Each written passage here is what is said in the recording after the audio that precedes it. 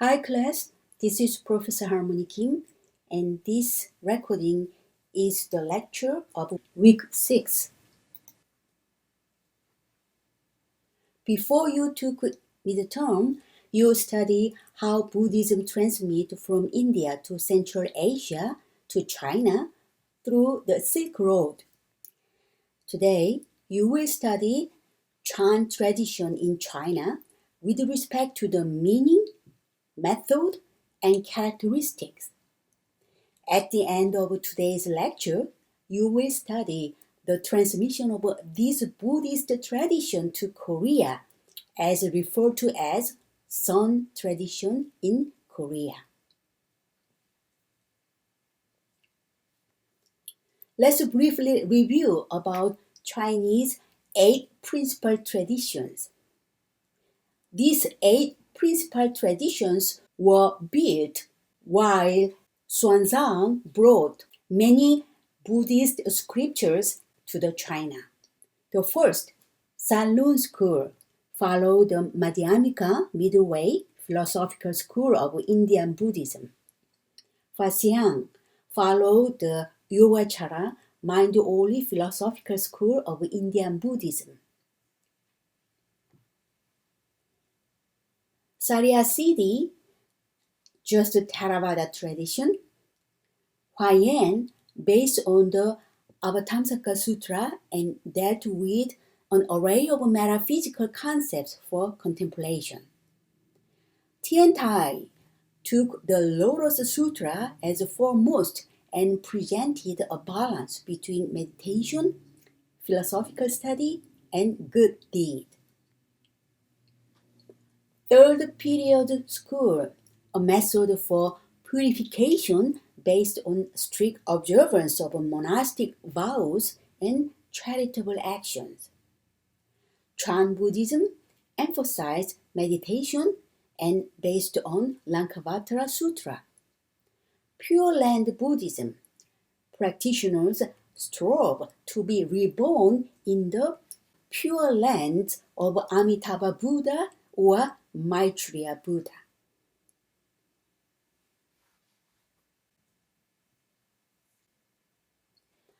Let's look at Sanlun school. Sanlun school followed the Madhyamika middle way philosophical school of Indian Buddhism. Nagarjuna was a founder of the Madhyamika school of Buddhism. The Madhyamika school was known especially for the systematizing the perfection of wisdom sutra. Madhyamika means middle way. The Madhyamikas are those who take the middle way between affirming and denying. Nagarjuna was among those who developed the Mahayana concept of emptiness and opposed the rigid categories of existence and non-existence, seeking a middle way between affirmation and denial. Nagarjuna believed that the way to salvation was the contemplation of unreality or emptiness. The doctrine of emptiness or void provided a new basis for Buddhist art because it became possible to render the Buddha without asserting that it was a representation of true reality, but rather a pale reflection of it.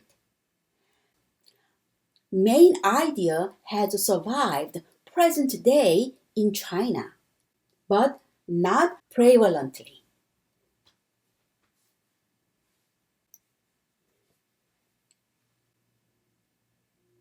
These 8 Chinese schools were propagated until the early 9th century CE.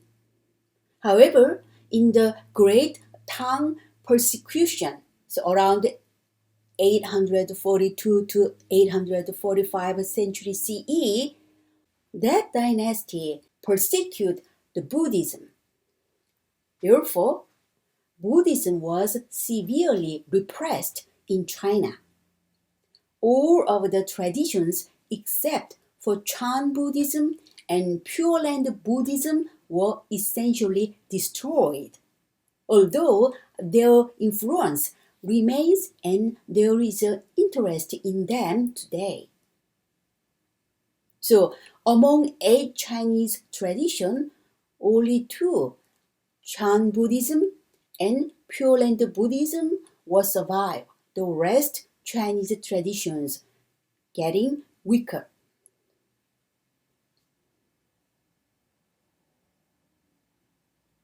After 845, Chan and Pure Land Buddhism became the principal Chinese Buddhist tradition. Both of them studied the middle way and mind-only philosophy. Since the 16th century, Chan and Pure Land Buddhist practices have been blended together in many Chinese monasteries. So let's examine each Buddhist school, Chan Buddhism and Pure Land Buddhism, in detail. Let's study Pure Land Buddhism first.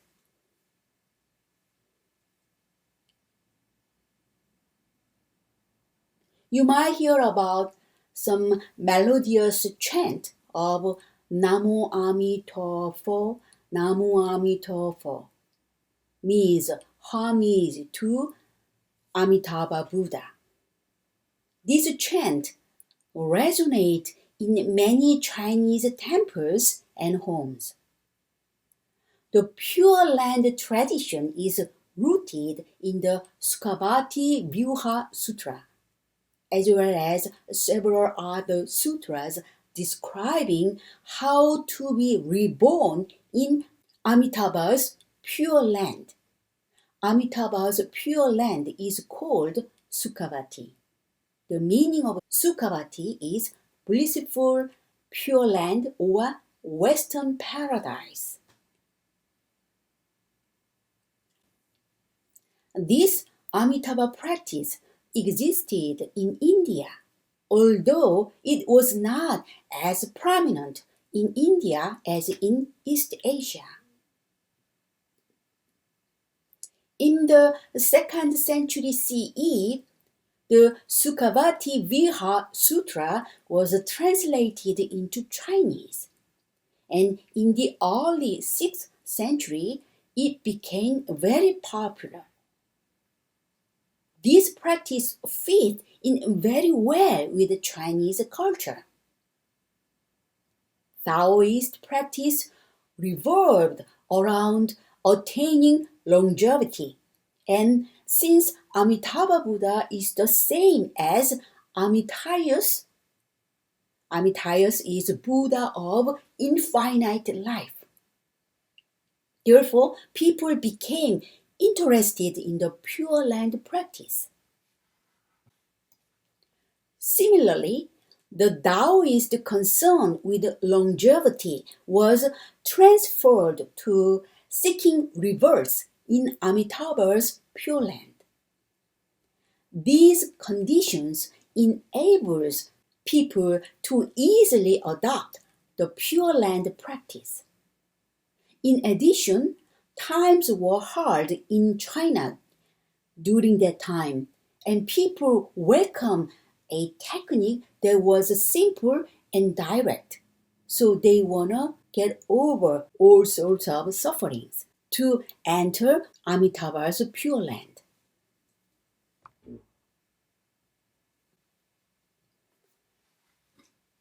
This right panel shows the figure of Amitabha. So this Amitabha Buddha flanked by 2 chief attendants. One is Bodhisattva Avalokiteshvara. The other attendant is the Bodhisattva of Mahastama-prapta. Bodhisattva Avalokiteshvara represent embody of the compassion of all Buddha, and Bodhisattva Mahastama-prapta represent the power of wisdom. The Amitabha, flanked by these two bodhisattvas, inspire many. Pure Land was not presented as an illiterate practice, but one in which everyone, the illiterate as well as the scholarly, could practice. This means, regardless of their educational level, they all could participate in Pure Land Buddhism. The immediate goal is to reborn in Sukhavati, the blissful Pure Land, in the next life. The long-term goal of this practice is to attaining enlightenment for the benefit of all beings.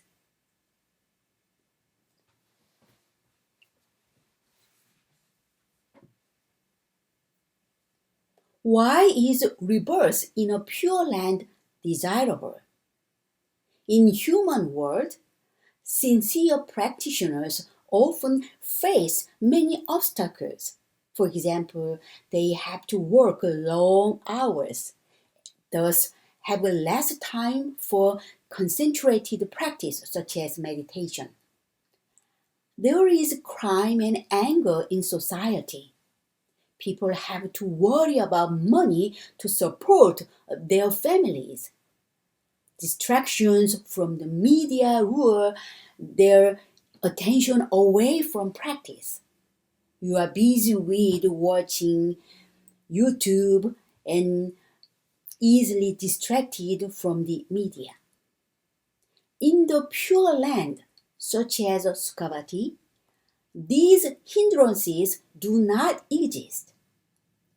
Everyone practices Dharma, and all the conditions, such as physical, social, economic, and so on, all these conditions are conducive to realizing the path. Because attaining enlightenment is much easier there, rebirth in Sukhavati is desirable.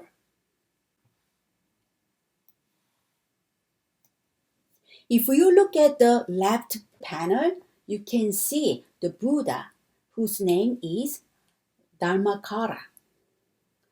This Dharmakara was a Bhikkhu according to the 2nd century CE Mahaparajuna Paramita Sastra. This Dharmakara Bhikkhu is none other than the future Buddha Amitabha, whose births are told in the Sukhavati Vyuha.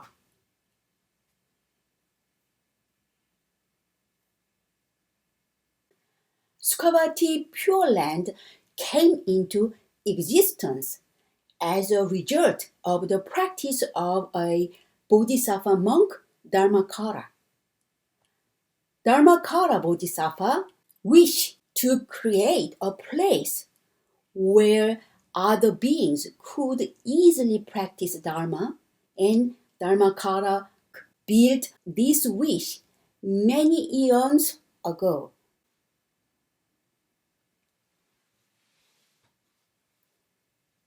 Dharmakara made a series of vows in which he promised to establish this Pure Land when he became a Buddha, and described the means by which others could be reborn there. Dharmakara then learned the Dharma from a previous Buddha. And Dharmakara generated the altruistic intention and complete the practices of meditative quiescence and special insight. In this way, he became the Buddha Amitabha, and by the power of his positive potential and wisdom, Sukhavati came into present. How can people be reborn in Sukhavati? Some people believe that having strong faith in Amitabha and reciting his name are sufficient. Then, by Amitabha's power, they will be led to the Pure Land when they die.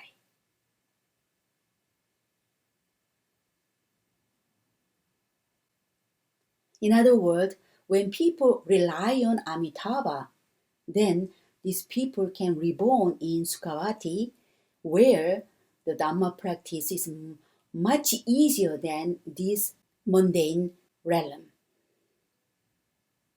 This is a rather simplistic view, but there is some question can be raised. For example, the Buddha said that no one can save us but ourselves. We must practice Dharma and transform our own mind. Isn't it contradictory to say one need to have only faith and Amitabha will do the rest? Is it possible? The Buddha clearly defined that no one can save us but ourselves. In other words, you must practice Dharma and transform your own mind. You have to make an effort yourself. The other party cannot transform your mind. But in this Pure Land Buddhism, you simply rely on Amitabha Buddha. Then you can practice Dharma and transform yourself. That is a little bit contradictory. So some scholars criticize the underlying principle of Pure Land Buddhism. How you think about this is all up to you. But I just introduced there's other opinion toward Pure Land Buddhism.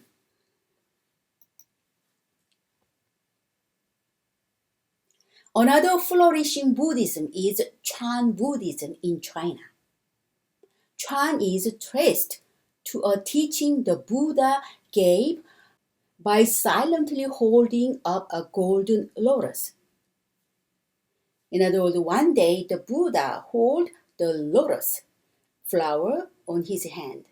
Then the general audience was perplexed. The general audience cannot understand why the Buddha held the golden lotus. But only one person, the Buddha's disciple named Mahakassapa, understood the significance of Buddha's behavior and smiled subtly. The implication of this is that the essence of the Dharma is beyond words. The Buddha did not say a single word. But disciple Mahakassapa understand that. In Chan Buddhism, that essence is transmitted from teacher to disciple in a sudden moment. Breakthrough of understanding. It does not need explanation, but mind to mind, the Dharma can be transmitted. The meaning that Mahakassapa understood was passed down in a lineage of 28 Indian patriarchs to Bodhidharma. Bodhidharma, an Indian meditation master, strongly adhered to the Lankavatara Sutra as one of Yogacara texts. So here is the list of patriarch lineage in India. So it should start with the Buddha,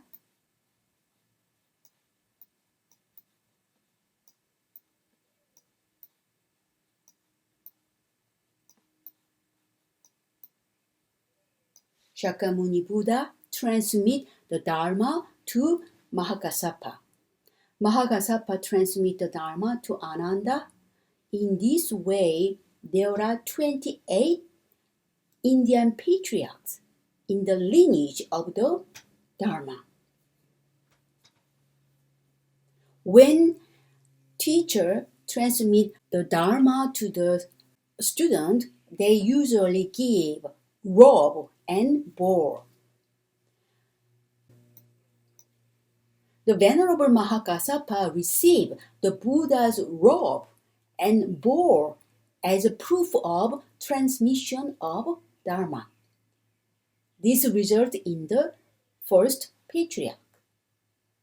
The Dharma transmission from the Buddha to Mahakassapa was passed down in a lineage of 28 Indian patriarchs to Bodhidharma. This Bodhidharma, 28th Indian patriarch, went to China around 470 CE and he began the Chan tradition in China. This Chan tradition spread to Korea, Japan, and Vietnam later.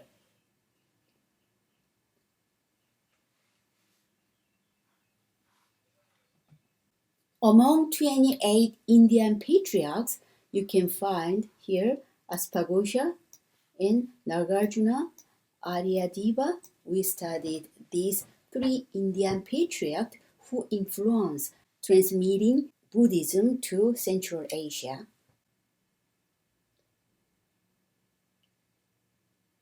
But it is Bodhidharma who brought Chan Buddhism in China. Bodhidharma went to China around 470 CE and began the Chan tradition in China. Chan in Sanskrit means dhyana, which means meditative concentration. Bodhidharma is said to have traveled to the Shaolin monastery. He lived in a nearby cave, and there he faced a wall for 9 years without speaking a word for the entire time. So as you see in this left panel, here's inside the cave, this Bodhidharma just faced the wall and he did not say a single word for 9 years. The first patriarch Bodhidharma in China attained clarity about the nature of mind while sitting facing a stone wall for 9 years at Shaolin Monastery. Bodhidharma's teachings and practice centered on meditation and the Lankavatara Sutra. Since then, successive patriarchs have passed on mind-to-mind realization to their disciples, hence it is called Patriarchal Chan. Patriarchal Chan took root in China and passed over 6 Chinese patriarchs. So here's the list of patriarchs in China. So 28th patriarchs in India was Bodhidharma. So here's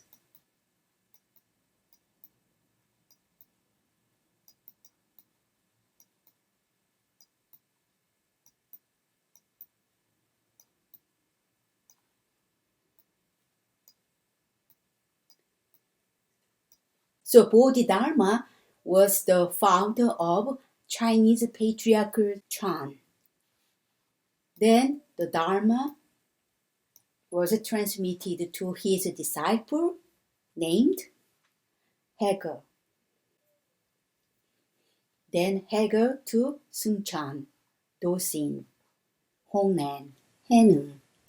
These first 6 great patriarchs in China were Bodhidharma, Hege, Sungchan, Dosin, Hongnan, and Hanu. So from Mahakasapa, do you remember patriarchs in India? First Indian patriarchs was Mahakasapa. So from Mahakasapa to the sixth patriarchs in China, Hanu. Total 33 patriarchs carried the torch of the Chan Dharma.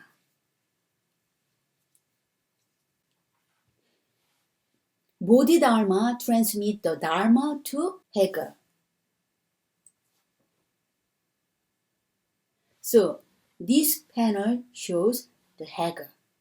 Actually, in this panel, also here's Bodhidharma and here's the first Chinese patriarch, Hege.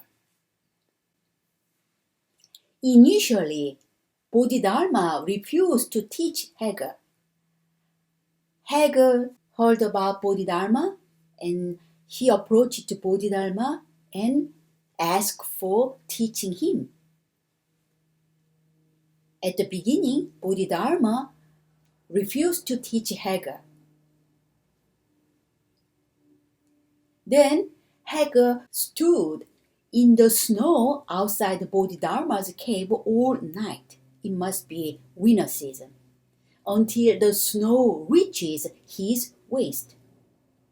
In the morning, Bodhidharma asked Hege why you are here. And Hege replied that he wanted a teacher to open the gate of elixir of universal compassion to liberate all beings. Bodhidharma refused and said that how can you hope for true religion with such a little virtue, little wisdom, a shallow heart, and an arrogant mind? It would just be a waste of effort. Finally, to prove Hege's reserve, Hege cut off his left arm and presented his arm to the first patriarch Bodhidharma as a token of his sincerity. So if you look at this left panel, this figure shows only one arm of Hege. Also, in this figure, you can see he cut his arm and show his resolute mind to Bodhidharma. So you can see he hold his cut arms. Then Bodhidharma accept him as a student and put his name Hege, means wisdom and capacity. Hege used to have a headache frequently. So one day Hege said to Bodhidharma, "My mind is anxious. Please pacify my mind." Bodhidharma replied, "Show and bring me your mind. Then I will pacify it." So Hege said, "Although I have sought it, I cannot find the mind." Bodhidharma replied, "There I have pacified your mind." When Hege brought his problem, Bodhidharma directly cured that. This is very powerful. This might happen during the time while Buddha was alive. When the Buddha gave a preaching, once they listened to the Buddha's sermon, they directly awakened. That is just spiritual masters' power and strength.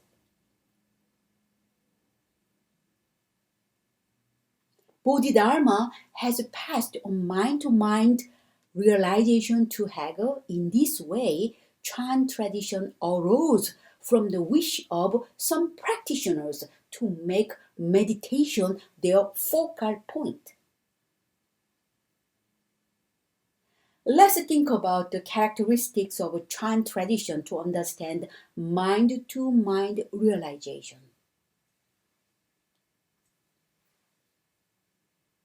An underlying principle in Chan Buddhism is that all beings have Buddha nature.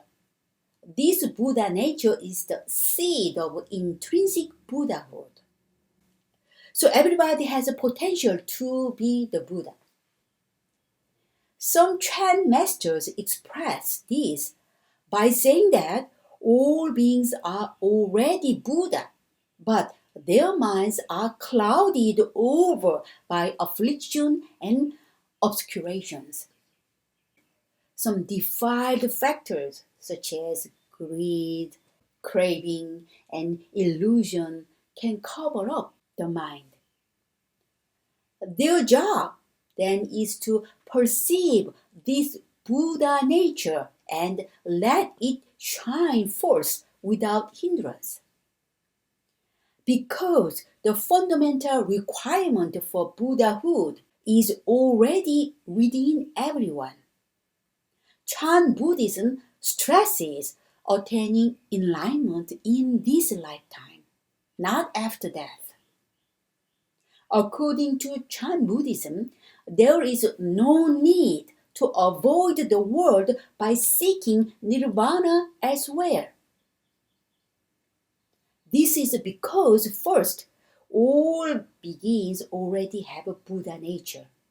And second, when they realize emptiness, they will see that cyclic existence and nirvana are not different. So nirvana at this moment in this life. Chan masters generally do not teach in depth about rebirth and karma, although they accept these. In other words, so this is different from Pure Land Buddhism. Pure Land Buddhism guide people to be reborn in another world, such as Sukhavati. But Chan Buddhism, they stress there's no any other place, just here and now. When you practice meditation and when you realize emptiness, this is the place where you abide in nirvana.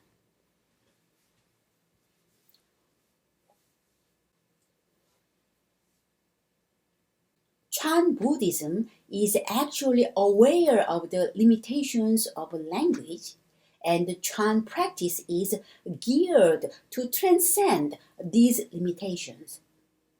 Experience is stressed, not merely intellectual learning.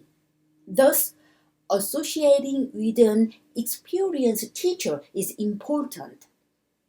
Spiritual master is very important.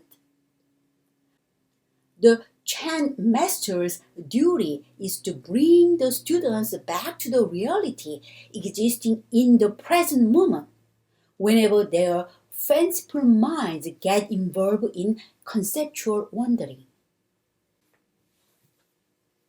So when you study, your mind can be daydreaming. Your mind can be in Hawaii, somewhere else, some imaginary place, but Chan masters make students' mind bring back to the reality existing in the present moment. This is illustrated by lively anecdote of Chan masters catching their students off guard and thus breaking through the confusion of their unrealistic views.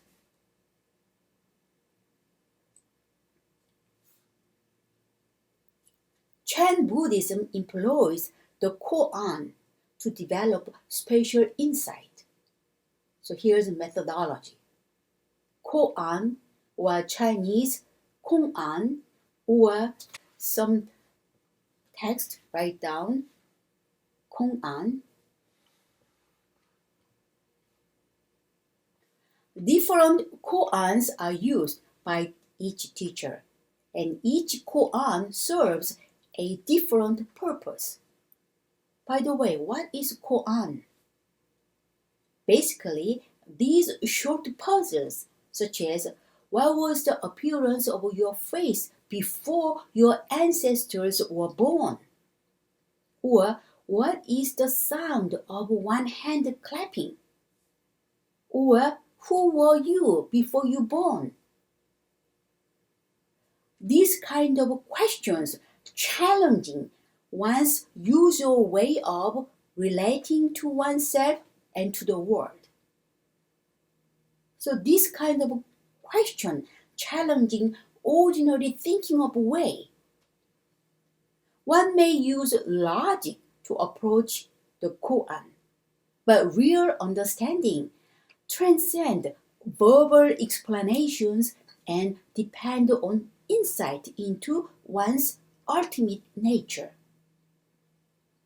The point of contemplating a koan is not to get the right answer.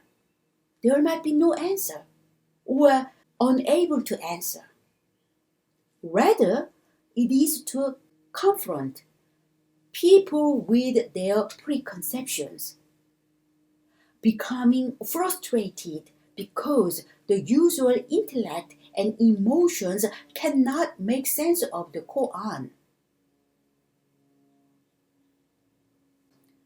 This method will make the sleeping mind will wake up. A koan cannot be answered by the discursive superficial mind, but only by deep insight.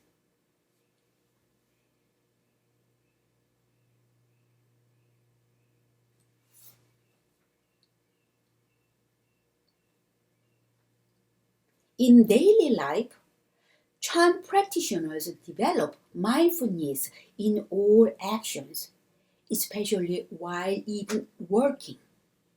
So whatever you are doing in daily life, speaking, acting, working, just to try to develop mindfulness. Reflecting this, Chan monasteries in China altered one aspect of the vows of individual liberation and assigned Sangha members to do manual labor such as agriculture.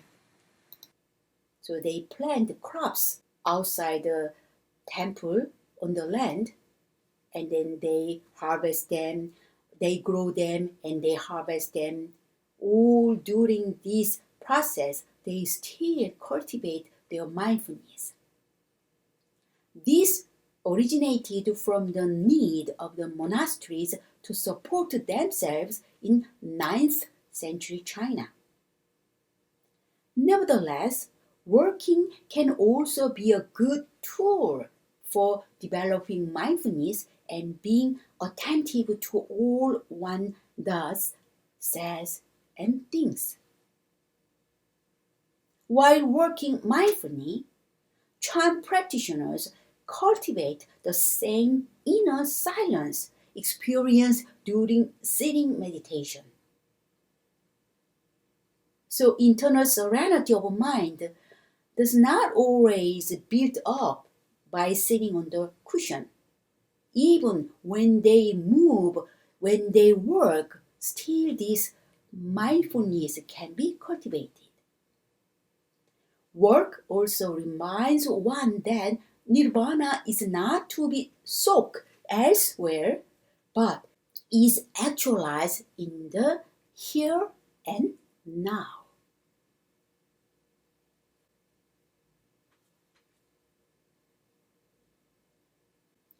Although Chan Buddhism is a definitely Mahayana tradition, however, many of its spiritual masters do not give extensive and explicit teachings on how to generate this altruistic intention.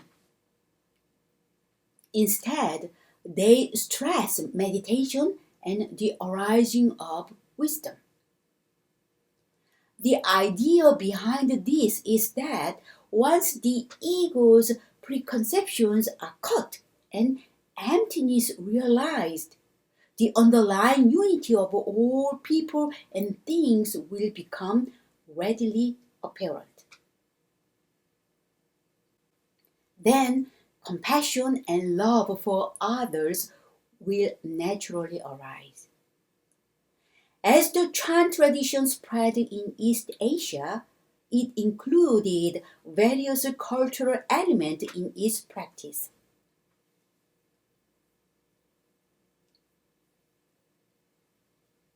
This can be found when you see some difference between Chinese Chan and Korean Seon traditions later.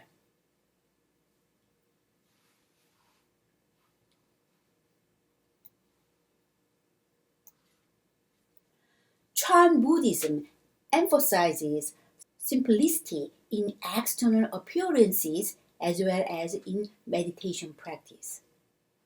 This was initially a reaction against the over-intellectualization of Chinese scholars. In other words, when Indian Buddhism arrived at China, many Chinese scholars philosophized Buddhist teaching, but Chan Buddhism just making this simplified. Therefore, this was initially a reaction against the over-intellectualization of Chinese scholars. At the same time, in addition, many people were overwhelmed by the variety of Buddhist practices and sought an explicit and direct approach. Nowadays, many people's homes and lives are often cluttered with physical and mental paraphernalia of life in a technological society.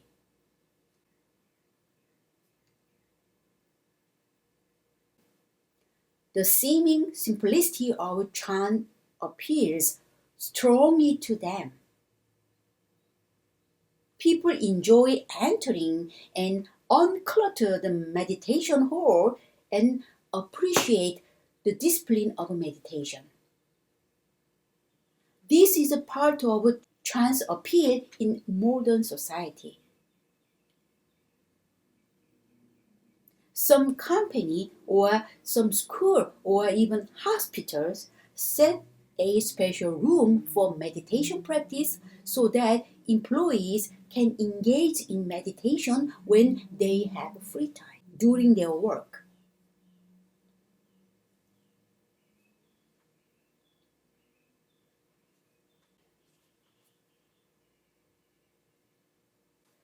We study from Bodhidharma up to the sixth Chinese patriarch, Hanon. And many students from Master Hanon went to Korea. So, from Chinese patriarchs, we will study Korean Buddhism.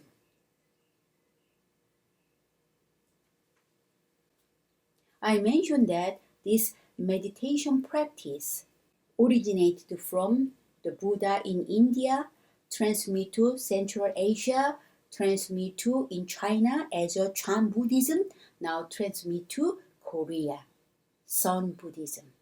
So let's look at Korean Seon Buddhism. Here's China and here's Korea. Korea here, around 57 BCE until 935 CE, we call that kingdom Silla kingdom. Silla sounds like what? Morality. The Buddhism stands up in two big pillars. One is Silla, the other one is Panya. Silla and Panya. Silla means morality. Panya means wisdom. Interestingly, the name of a kingdom is the same of this Silla. So this Silla kingdom governed from 57 BCE until 935 CE, and it is located in this part. So during 57th century BCE, there are 3 kingdoms in Korea called Koryeo, Pacheco, and Silla. The Chan Buddhism in China arrived to Korean peninsula, and it turned out to be Seon Buddhism, S-E-O-N. So Seon Dharma entered Korea at the end of Silla Kingdom. Korean monks who had studied in China received the Chan transmission in China and returned to teach Chan tradition in Korea.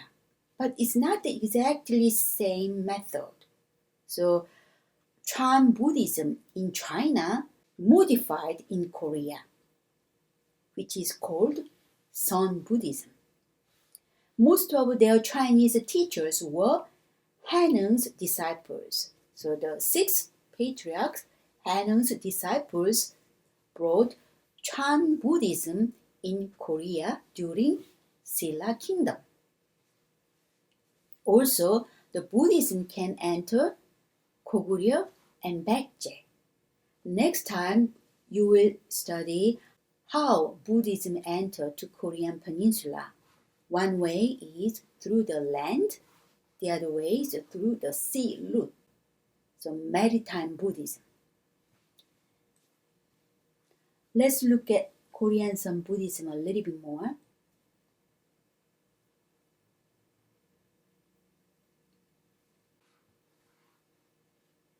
In Korea, the Hanung's disciples formed the Gusan Seonmun. Gusan Seonmun, I will introduce that a little bit later, but Gusan Seonmun means 9 mountain schools of Korean Seon.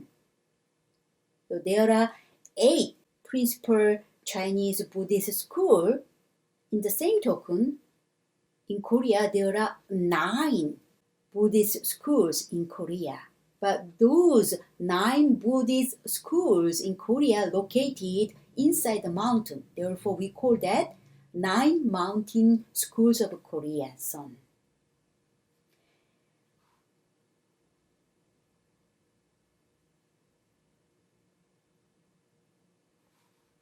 After Silla Dynasty, the next dynasty is Koryeo Dynasty. Koryeo Dynasty. So Koryeo Dynasty unified Koryeo, Pacheco, Silla, and it forms one single nation, Koryeo Dynasty. In continuation of the Silla Kingdom, the Seon Dharma kept entering Korea at the start of Koryeo Dynasty, starting from 918 until 1392 CE. Most of Chinese teachers were Hanung's disciples, I mentioned that. In Korea, these monks formed the Gusan Seonmun, or 9 mountain schools of Korean Seon.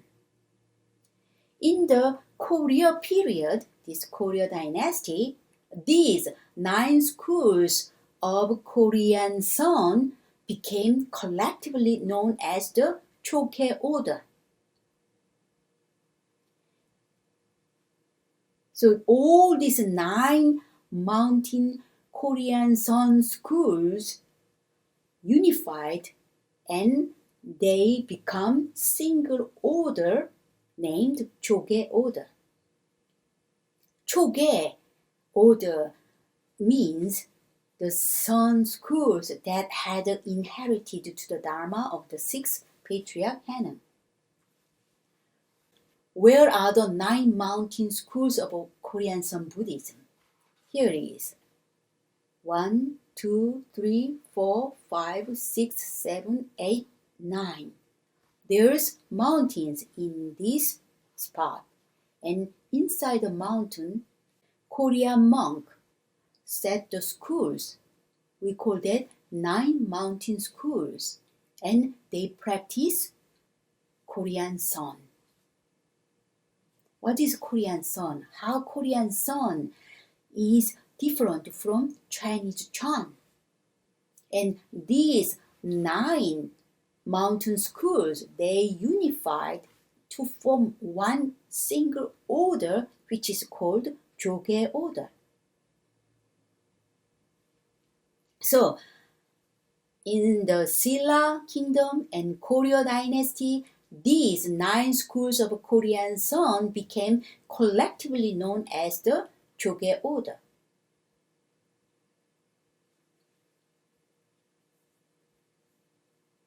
So they all practice sort of Chan Buddhism, but it's not quite the same. That's why we call that Korean Seon, not Korean Chan.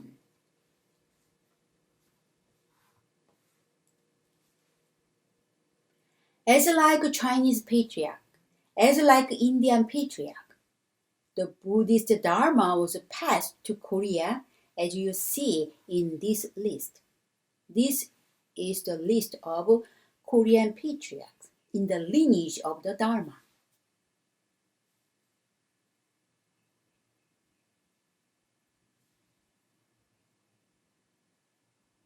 So, first Korean patriarch is Taego Bo-woo. And Taego Bo-woo master transmit Dharma to Honsu and continue to there's lineage, Dharma lineage in Korea.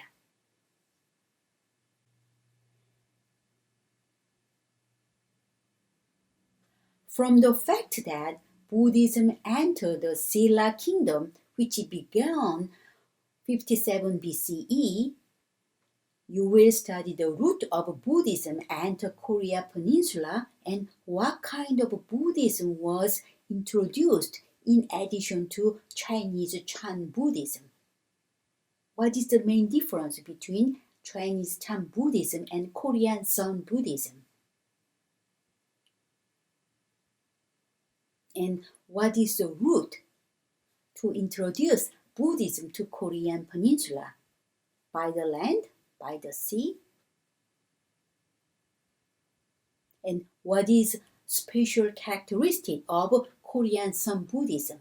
All those things will be covered next week and following week.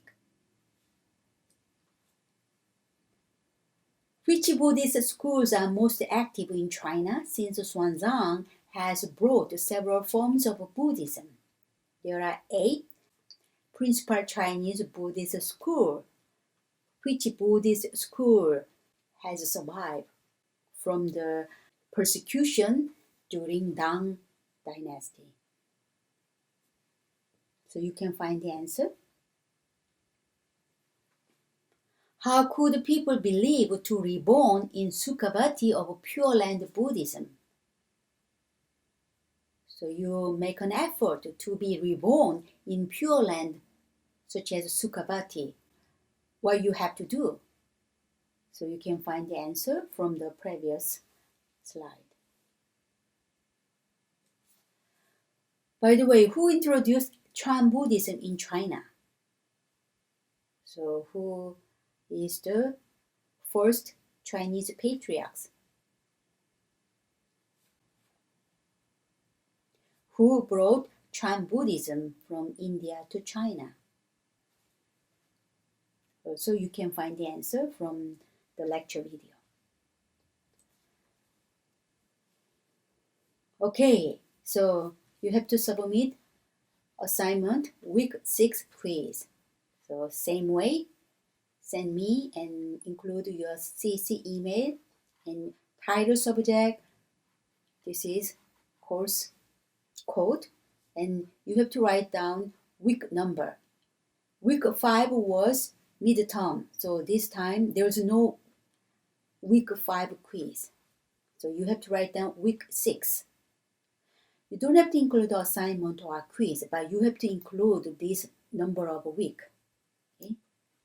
So in the main text, you write down your option name first, last name, comma, followed by first name, and write down the answer of quiz. As I said again, One more time, you have to write down the week number in the title subject.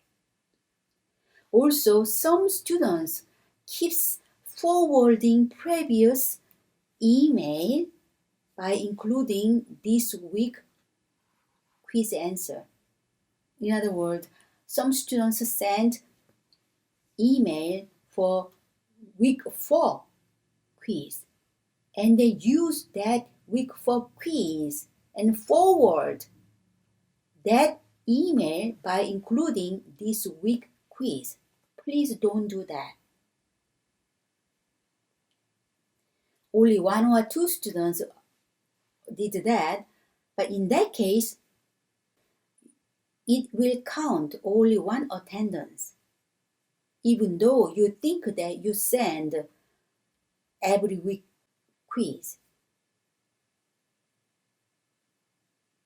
In other words, do not send 2 week quiz at the same time by forwarding the previous email. It will count only 1 attendance, so you will lose the number of attendance. The best way to collect your attendance is just sending the assignment weekly base with only that week quiz.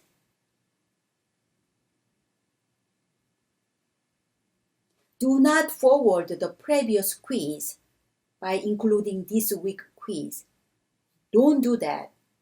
You will lose your attendance. So just send the assignment weekly base with only that week quiz and indicate the number of week in the title box and your option name.